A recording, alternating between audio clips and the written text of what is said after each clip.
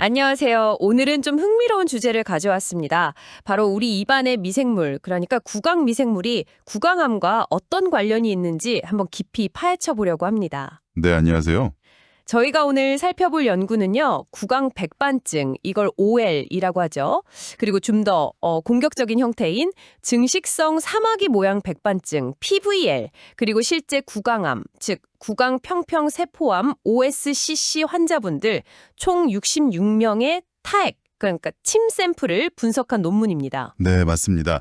이 세 그룹의 타액속 미생물 군집을 16S RNA 유전자 시퀀싱이라는 방법으로 비교 분석한 연구죠. 네. 그래서 저희 목표는 이 질환들마다 혹시 좀 특징적인 미생물 패턴이 있는지, 그래서 어쩌면 타액 검사만으로 암으로 진행될 위험을 미리 알 수 있는 어떤 단서, 바이오마커 같은 걸 찾을 수 있지 않을까 하는 겁니다. 그렇죠. 특히 PVL 같은 경우는 일반 백반증보다 암으로 발전할 가능성이 훨씬 높다고 알려져 있어서 이 초기 병변과 진행된 병변, 그리고 실제 암 사이의 미생물 차이를 보는 게 중요합니다. 여기서 정말 궁금한 지점이 그거 같아요.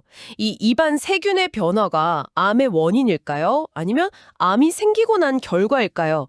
뭐랄까, 오래된 질문 있잖아요. 닭이 먼저냐, 달걀이 먼저냐 하는 그런 느낌입니다. 네, 아주 핵심적인 질문입니다. 이 연구가 그 답을 다 주진 못하겠지만 중요한 실마리를 제공하죠. 연구 결과 중에 제가 처음 딱 보고 했던 게 있었어요. 그 미생물 종류가 얼마나 다양한지 이걸 종풍부도라고 하던데 이게 암 전 단계인 PVL에서 가장 높았고 오히려 암인 OSCC에서는 가장 낮았다는 거예요. 아, 네네. 그 부분.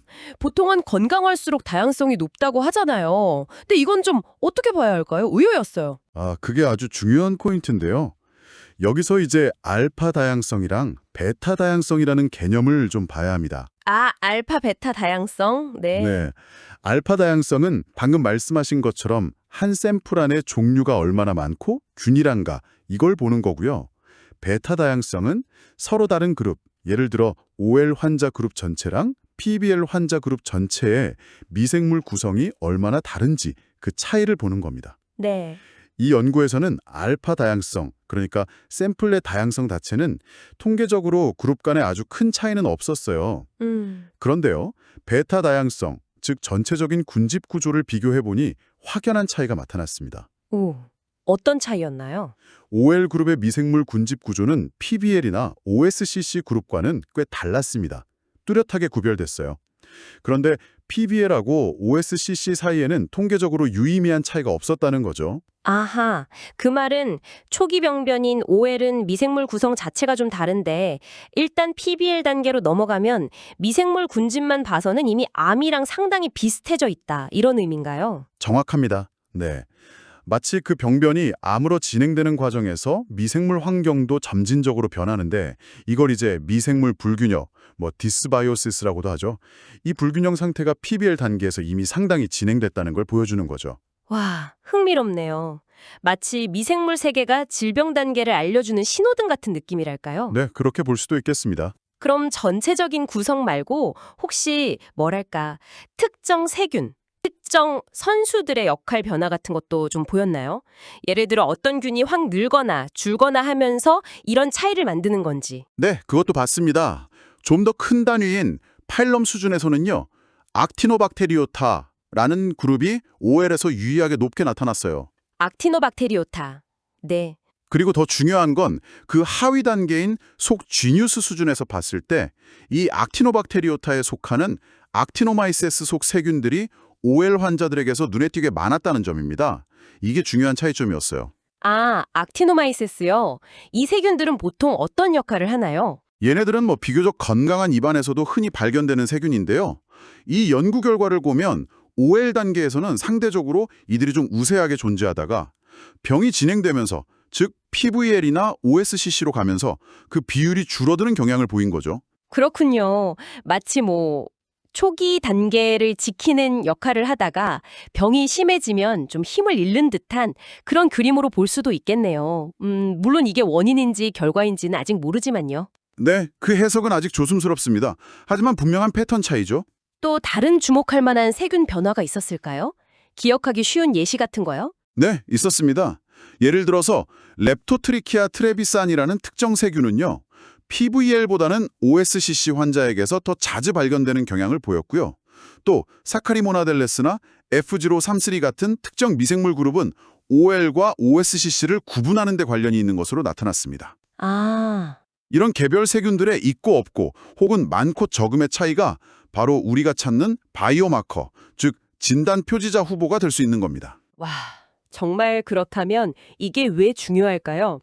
청취자분들이 아마 가장 궁금해하실 부분이 바로 이 지점일 것 같은데요. 이게 우리에게 어떤 의미가 있을까요? 네, 이게 정말 중요합니다. 만약에요, 우리가 침 검사, 그러니까 타액 속에 있는 이런 미생물 특징만 딱 분석해서 이 백반증 병변은 암으로 진행될 위험이 꽤 높습니다. 혹은 이건 비교적 안전해 보이네요. 이렇게 판단할 수 있다면 어떨까요? 그건 정말. 그쵸? 침 한 번 뱉는 아주 간단하고 환자에게 부담 없는 비침습적인 검사잖아요. 이걸로 고위험군을 조기에 선별해서 더 면밀히 추적 관찰하거나 아니면 더 적극적인 치료 방향을 빨리 결정할 수 있게 되는 거죠. 네. 아시다시피 구강암은 조기에 발견하면 5년 생존율이 거의 80%에 육박합니다. 근데 이게 늦게 발견되면 40% 아래로 뚝 떨어져요. 그러니까 이 조기 진단, 위험도 예측이 생존율에 정말 엄청난 차이를 만들 수 있는 거죠. 정말 큰 차이네요. 정리를 좀 해보자면 우리 입안 미생물 세상은 OL에서 PBL 그리고 OSCC로 병이 진행됨에 따라서 변화하는데 특히 OL은 악티노마이세스 같은 세균이 상대적으로 많은 독특한 특징을 보이고 반면에 PBL은 미생물 구성만 놓고 보면 이미 암인 OSCC와 상당히 유사하다. 그러니까 PBL이 암으로 가는 길목에 훨씬 더 가깝다는 어떤 강력한 미생물학적 증거가 될 수 있다. 이렇게 이해하면 될까요? 네, 정확하게 요약해 주셨습니다. PBL이 미생물학적으로 이미 암과 유사하다는 점은 이 질병의 진행 경로를 이해하는 데 매우 중요한 시사점이죠. 네. 그래서 이 타액 미생물 분석이 앞으로 구강병변의 위험도를 평가하고 또 관리하는 데 아주 유용한 도구가 될 잠재력이 크다고 볼 수 있습니다. 하지만 완벽한 건 아니겠죠. 연구에 한계가 처한 것도 있을 텐데요. 물론입니다. 네. 이 연구만으로 모든 답을 얻었다고 할 수는 없죠. 예를 들어 이 연구에는 건강한 사람들의 데이터, 즉 건강 대조군이 없었어요. 그래서 병변이 없는 상태와는 어떻게 다른지 직접 비교는 못했고요. 그렇군요. 그리고 가장 중요한 건 앞서 말씀드린 닭과 달걀 문제, 즉 관찰된 미생물 변화가 정말 암 발생의 원인인지 아니면 암이 생긴 결과로 나타난 변화인지를 명확히 하려면 더 긴 시간 동안 환자들을 추적 관찰하는 그런 종단 연구가 꼭 필요합니다. 이게 종양 이전 세균인지 종양 이후 세균인지 밝혀내는 것이 앞으로의 숙제죠. 네, 앞으로 더 밝혀져야 할 부분이 많군요. 그럼 마지막으로 이런 질문을 한번 던져보고 싶습니다. 만약에 말이죠. 우리 입안의 세균들이 단순히 암 위험을 알려주는 신호를 넘어서 실제로 암 발생 자체에 영향을 미친다면 어떨까요? 그 가능성도 충분히 있죠. 그렇다면 언젠가는 우리가 단순히 양치질 잘하고 스케일링 받는 것을 넘어서 우리 구강 미생물 생태계 자체를 건강하게 관리하고 어쩌면 특정 유익균을 보충한다든지 하는 방식으로 이걸 중요한 암 예방 전략의 하나로 삼게 될 수도 있지 않을까요? 한번쯤 생각해 보면 흥미로운 가능성인 것 같습니다. 네, 충분히 가능한 미래상이라고 생각합니다. 연구가 더 진행되어야겠지만요. 네, 오늘 저희가 준비한 이야기는 여기까지입니다. 구강 미생물과 암의 관계, 앞으로 계속 주목해야 할 분야인 것 같습니다.